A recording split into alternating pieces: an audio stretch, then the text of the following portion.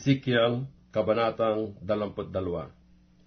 Bukod dito'y ang salita ng Panginoon ay dumating sa akin na nagsasabi, At ikaw, anak ng tao, hahatulan mo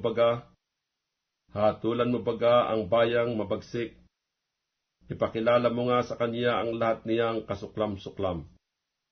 At iyong sabihin, ganito ang sabi ng Panginoong Diyos, bayang nagbububo ng dugo sa gitna niya, ng kaniyang panahon ay darating, at gumagawa ng mga Diyos-Diyosan laban sa kaniyang sarili, upang mapahamak siya. Ikaw ay naging salarin dahil sa iyong dugo na iyong ibinubo, at ikaw ay napahamak sa iyong mga Diyos-Diyosan na iyong ginawa, at iyong pinalapit ang iyong mga kaarawan, at ikaw ay dumating hanggang sa iyong mga taon, kaya't ginawa kitang isang kapulaan sa mga bansa, at isang katuyaan sa lahat na lupain. Yaong mga malapit at yaong mga malayo ay magsisituya sa iyo, ikaw na napahamak at puno ng kagulo. Narito ang mga prinsipe sa Israel, na bawat isa'y ayon sa kaniyang kapangyarihan, napasa iyo upang magbubo ng dugo. Sa iyo'y kanilang niwalang kabuluhan ang ama't ina. Sa gitna mo ay pinahiran nila ang taga-ibang lupa. Sa iyo'y kanilang pinighati ang ulila at ang babaeng bao. Iyong hinamak ang aking mga banal na bagay, at iyong nilapastangan ng aking mga sabat. Mga maninirang puri ay napasa iyo upang magbubo ng dugo, at sa iyo'y nagsikain sila sa mga bundok. Sa gitna mo ay nagkasala sila ng kahalayan. Sa iyo'y kanilang inilitaw ang kahubaran ng kanilang mga magulang. Sa iyo'y pinapakumbaba niya siya na marumi sa kanyang pagkahiwalay. At ang isa'y gumawa ng kasuklam-suklam sa asawa ng kanyang kapwa, at ang isa'y gumawa ng kahalay-halay sa kanyang manugang na babae. At sa iyo'y sinipingan ng isa ang kanyang kapatid na babae na anak ng kanyang ama. Sa iyo ay nagsitanggap sila ng suhol upang magbubo ng dugo.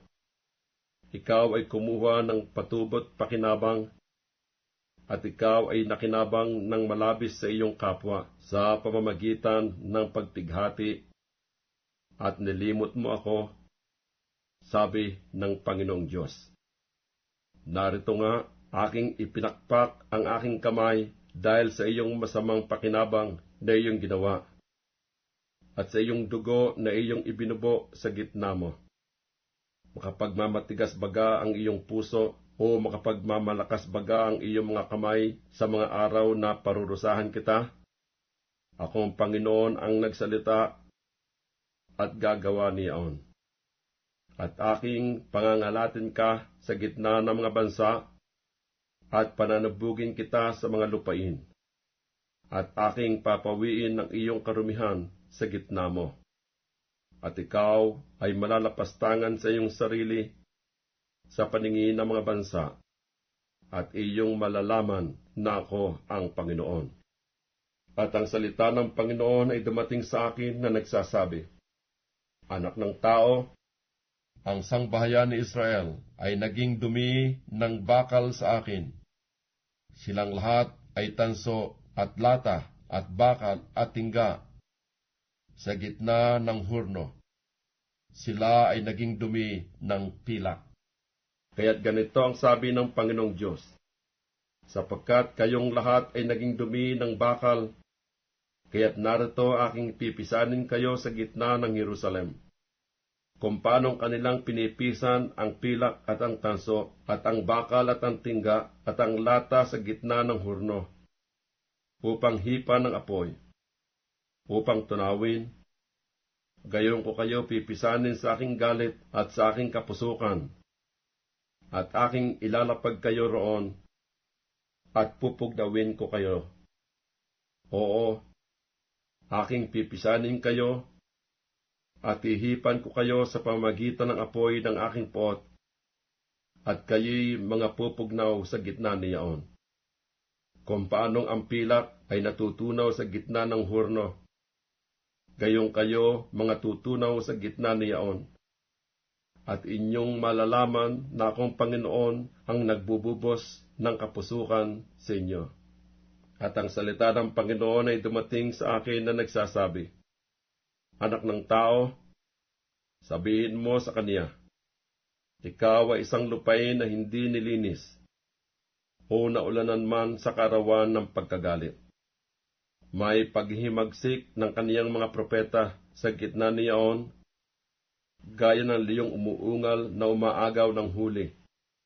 Sila'y nangananakmal ng mga tao. Sila'y nagsikuha ng kayamanan at ng mga mahalagang bagay.